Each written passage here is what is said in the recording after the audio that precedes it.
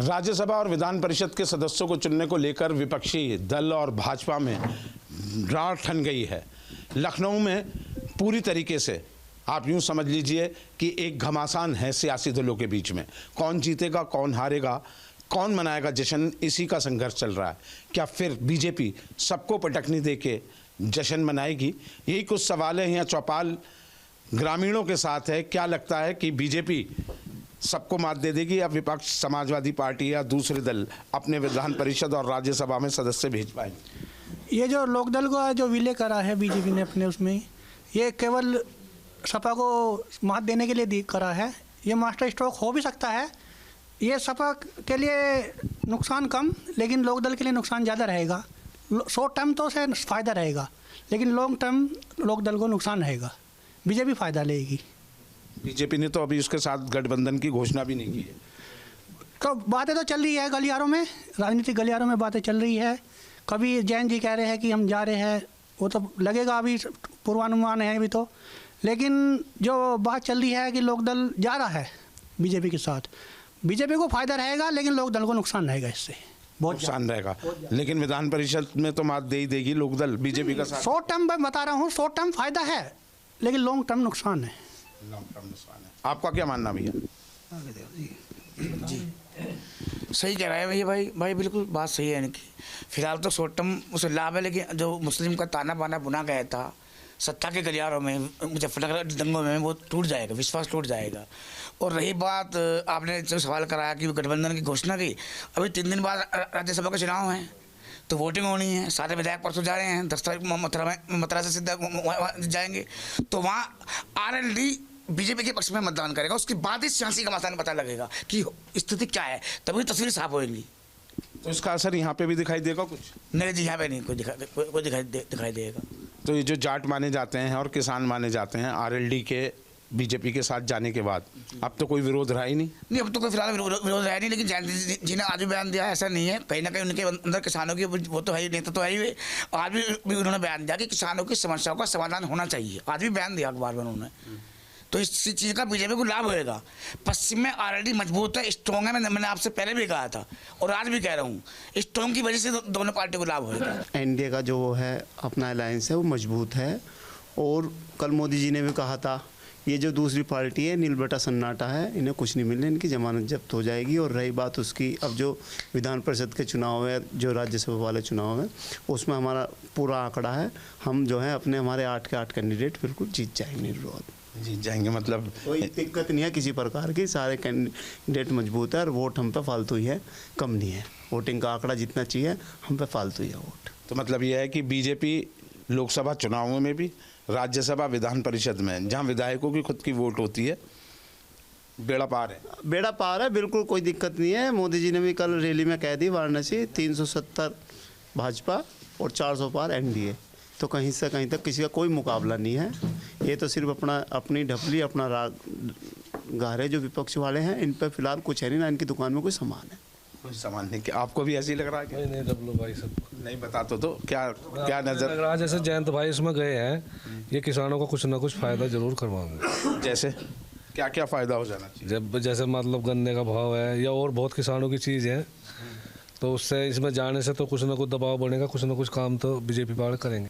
तो ये मान लिया जाए कि राष्ट्रीय लोकदल बनाम भारतीय किसान यूनियन, नाम अलग अलग हैं, काम एक ही है? नहीं देखो, बात तो अब यो इसका तो यो मान लो टिकैत के, मान लो जहाँ पैसे मिल गए भाग लिया लेके। वो जयंत की अलग बात है, उसकी अलग बात है। अच्छा, वो मुनाफे का सौदा जयंत नहीं करते? नहीं जयंत पे कोई वो नहीं है। अच्छा, जो रूलिंग पार्टी के साथ जाएंगे मुनाफा A1 है जी जयंत। तो पिताजी भी ऐसे थे, बाबा जी भी ऐसे थे इसके। अच्छा, जयंत ने तो कहा था मैं चवन्नी नहीं है जो पलट जाऊँ। तो ये तो राजनीति है, बाजी बारात में इधर उधर तो हो जा कोई ना, यानी मानते।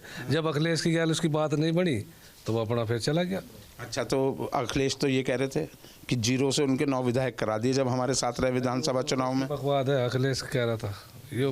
अखिलेश अब जितने वो सांसद खड़े होंगे अखिलेश के कहने से वे जीत जाएंगे। आपको क्या लग रहा है भाई, ये जो राज्यसभा और विधान परिषद के चुनाव हैं, ये जो 2024 के लोकसभा चुनाव आने वाले हैं, इसका एक ट्रेलर मात्र है? ट्रेलर है, और ये समझ लो आप सेमीफाइनल है, फाइनल लोकसभा का होगा ही। और सेमीफाइनल में भी यही काम होना है। एक तरफा बीजेपी चलेगी, राज्यसभा में भी, विधानसभा में भी और 24 में भी 400 पार जो मोदी जी का नारा है, जैन जी आ गए हैं पश्चिम उत्तर प्रदेश में, समाजवादी का सुपड़ा साफ हो जाएगा पूरी तरीके से। पूरी तरीके से सुपड़ा साफ हो जाएगा। और आपको आंदोलन में देख लो, किसान आंदोलन में जो पहले पिछली बार जो जान थी वो अब की बार जान कहाँ रह रही है? आपके जान नहीं है, सही जान ही नहीं पड़ी। जयंत के वहाँ एनडीए में जाने से ये सारा बीजेपी के साथ हो गया है माहौल। तो कहीं ऐसा तो नहीं है जयंत को इसलिए लिया कि पश्चिम से कोई किसान आंदोलन ना हो? LIU की तो रिपोर्ट होगी कि पंजाब के किसान आंदोलन कर सकते हैं, तो ये मास्टर स्ट्रोक था? नहीं, ये बात नहीं है, क्योंकि देखो अलायंस तो होता है, लोकसभा चुनाव से पहले और जगह भी अलायंस हुआ है, ये भी एक प्रक्रिया है। एक तरफा का माहौल रहेगा, अब वो तो माहौल तो पहले से ही है, राम मंदिर के बनने से, धारा 370 के हटने से, लेकिन इनके आने से और मजबूत हुआ है एनडीए। तो विपक्ष का तो नामो निशान मिटने वाला है लग रहा। नहीं, वो भी अपना प्रयास कर रहे हैं, लड़ते रहेंगे। जैसे पिछली बार कांग्रेस का ये हाल हुआ, अब के उससे ज़्यादा खराब होगा हाल। तो ये लग रहा है कि मतलब विधान परिषद और राज्यसभा ये एक झांकी है, 2024 बाकी है। बिल्कुल झांकी है। और अब आप देखोगे 2024 में क्या हाल होगा। आपको क्या लग रहा है भाई? बस गवर्नमेंट तो इन्हीं की आनी है, बीजेपी की सरकार बननी है 2024 में, और जयंत जी के आने से और ज़्यादा मजबूत हुई है गवर्नमेंट। पश्चिमी उत्तर प्रदेश जो हमारे यहाँ का जाट बहुल क्षेत्र है, तो ये मान के चलो उनके साथ में जो हमारी छोटी कौम है, जो उनके किसान भाइयों के खेतों से जुड़े हुए हैं, ज़्यादा ना सही कम से कम 30-40% तो भी उनके साथ जाएंगी। सपोज करो जो हमारे खेत में काम कर रहा है तो हम उनसे कहेंगे तो हमारे साथ ही जाएंगे। तो बीजेपी बहुत ज़्यादा मजबूत स्थिति में चल रही है अब, और इसमें सबसे ज़्यादा नुकसान जो है सपा को हुआ है लोकदल के उधर जाने से। और राज्यसभा विधान परिषद में भी बीजेपी साफ करेगी? हाँ। क्या लगता है विपक्ष जोड़ तोड़ करके अपना आंकड़ा बैठा पाएगा? ना, विपक्ष तो कहीं टिक ही नहीं रहा है, कहीं से कहीं तक नहीं दिखाई दे रहा विपक्ष का कुछ वो नहीं। आपको लगता है कुछ राज्यसभा विधान देखो जी, हमें तो इतना पता है गठबंधन का फ़ायदा सबको होता है, और बीजेपी मजबूत पार्टी है, 400 पार इस बार जाना है, और राष्ट्रीय लोकदल के साथ जो गठबंधन हुआ है उतना ही फ़ायदा उन्हें है और इतना ही नहीं है, क्योंकि ये राष्ट्रीय लोकदल हमारी पश्चिम में बहुत मजबूत है, ठीक है जी। और जब इधर आएंगे तो इधर इन्हें भी फ़ायदा है और इन्हें भी फ़ायदा है, तो बस ये है। और बीजेपी नंबर 1 चली रही है, 400 पार होना इस बार। तो जयंत 400 पार पहुँचवा देंगे? बिल्कुल, क्यों नहीं बनेगी जी, साथ मिलेगा खूब होगा, क्यों नहीं होगा, सारा तो लगेगा ही।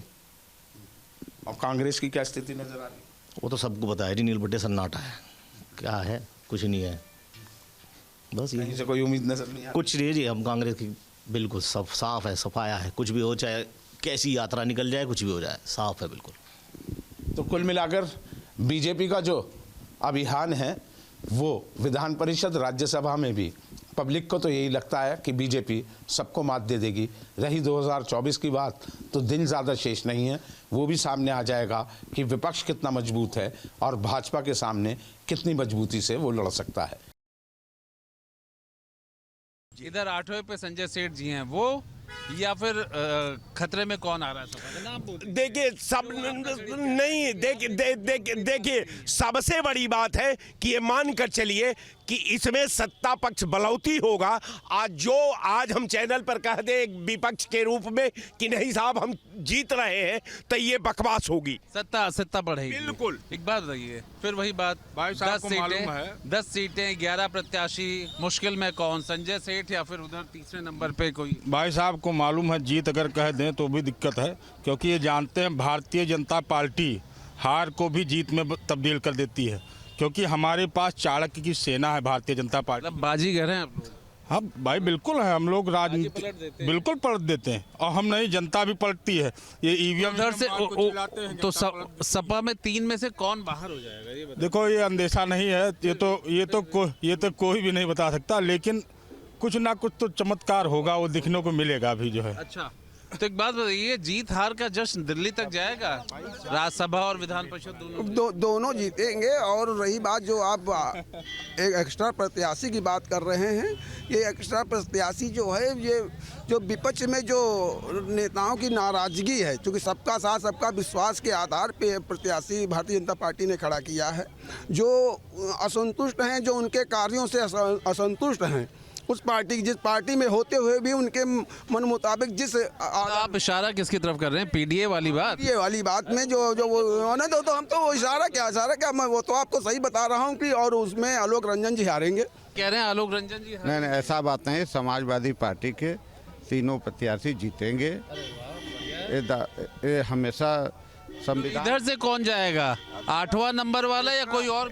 एक्स्ट्रा जो होगा वो जाएगा। कौन है? जौन भी आएगा एक्स्ट्रा हो जाएगा। इतनी भी क्या राजनीति? अरे राजनीति हो गई, इससे एक्स्ट्रा चला जाएगा, बेधड़क चला जाएगा। अच्छा एक बात बताइए, राज्यसभा में जो चुनाव हो रहा है या विधान परिषद की भी एक बड़ी सीट का आ रहा है, इन सब की जीत का जश्न दिल्ली तक का महत्व रखेगा? महत्व बिल्कुल रखता है, क्योंकि राज्यसभा का है तो दिल्ली तो अपने आप में हावी है, उसमें कोई दो राय नहीं। आप बात करें थे संजय सेठ की, तो संजय सेठ को कोई नहीं हराएगा, ये मैं गारंटी लिख के सकता हूँ। भारतीय जनता पार्टी के 7 प्रत्याशी हार सकते हैं, समाजवादी के 2 हार सकते हैं, लेकिन संजय सेठ नहीं हार सकते। बड़ा उनको नुकसान पहुंचाया, उनके अपने नेता ही, चलिए स्वामी जी अलग हो गए, कुछ और भी विरोध हो गया। देखिए नुकसान नहीं पहुंचाए, अब फायदा पहुंचाने का काम कर रहे हैं। नुकसान जो पहुंचाए पार्टी में रह के, वो बीजेपी का जो है जैसे नहीं होता, एजेंट भेजे हुए नजर आ रहे थे, रोज धर्म पे बोलते थे, रोज धर्म पे बोलते। ये आपको पता लगा, मतलब ये नहीं देर कर दिया, लेकिन अब बाहर गए हैं तो आप क्यों नहीं धर्म पे बोलते हैं? आप पार्टी बना रहे हैं, पार्टी बना के धर्म पे बोले स्वामी प्रसाद मौर्य जी, तब लगेगा कि हाँ अच्छी पीडीए का जादू चला या नहीं चला, क्या? देखिए, मैं आपके चैनल पे बड़ी जिम्मेदारी से कह सकता हूँ कि पीडीए पूरी तरीके से पूरे प्रदेश में समाजवादी पार्टी के नेतृत्व में चुनाव लड़ेगा और पूरी राज्यसभा में तो फूट पड़ गई, राज्यसभा के चुनाव में। आप क्या? कहाँ से पड़ गई? आपके पास आई होगी फूट की खबर। अरे स्वामी जी पार्टी छोड़ दी है। उनके ना आने से कोई फर्क, ना उनके जाने से कोई फर्क। समाजवादी पार्टी मजबूती से खड़ी थी, मजबूती से आज भी खड़ी है। समाज वाली पार्टी होगी भाई। आपके जो अध्यक्ष जी हैं, पहली चीज तो जो है वो जो भी दल आते हैं उनको पहले लेने का काम करते हैं, तो उनके लिए बहुत अच्छे होते हैं वो। ये कह रहे हैं कि लेने वाले अपने नहीं होते हैं। अरे वही चीज है ना, ये तो बोलेंगे ही, जब वो छोड़ के चले गए, अब उससे बुरा कोई है ही नहीं इनके लिए। उनकी पार्टी उन्होंने छोड़ दी तो उससे बुरा कोई है ही नहीं अब इनके लिए। अब वो सबसे बुरा हो गया। अभी तक ये पार्टी में से गोदी में खिलाए उसको बहुत बढ़िया तरीके से। सलीम शेरवानी भी छोड़ दिए। हाँ, अभी भी आग नहीं खुलेगी, और इसीलिए मैं कहता हूँ कि ये भी बोल रहे कुछ। देखिए, हम एक आप बीती बता देते हैं समाजवादी पार्टी के, हमारे बोलिएगा तुरंत बता रहे। एक भूमि विकास बैंक का चेयरमैन के चुनाव लड़े थे, हुआ था, और उस समय मुलायम सिंह यादव की सरकार थी, ठीक है, और उसमें 7 बार काउंटिंग की हुई थी, उसमें हराया गया था मुझे। उसमें एक आप हार गए? हाँ, हराए गए थे, हम जीते हुए थे, और उस पर 23 पे 13 भारी, मतलब 23 से हम जीते थे, उस पर 13 भारी पड़ गया था। ये समाजवादी की नीयत और चाल ये समाजवादियों की नीयत है। और हमको क्या किया था? 7 बार क्या किया था? बिल्कुल खुलेआम पीठासीन अधिकारी बेईमानी करवा रहा था। ऐसे लोग भैया सपा के अभी जो है कुल मिला के मुद्दा यही बनेगा, और 2024 का इलेक्शन ऐसा रहेगा।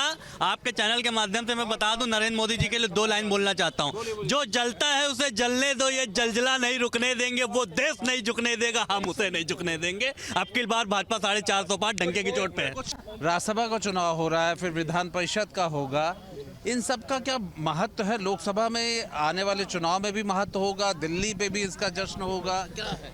देखिए, मैं तो ये जानता हूँ, जैसे हमारे राहुल भाई आए हुए हैं तो उन लोगों में खुशहाली आई हुई है, युवाओं में, और हमारे माननीय अखिलेश यादव जी काम करते थे, और ये हमारे योगी मोदी जी इनका कोई काम ही नहीं। 9 साल के इनके काम काल पूछ लिए, तो ये काम पे बात नहीं करेंगे, केवल ये मंदिर को और मस्जिद को लेकर चुनाव करेंगे। पर राज्यसभा की बात हो जाए,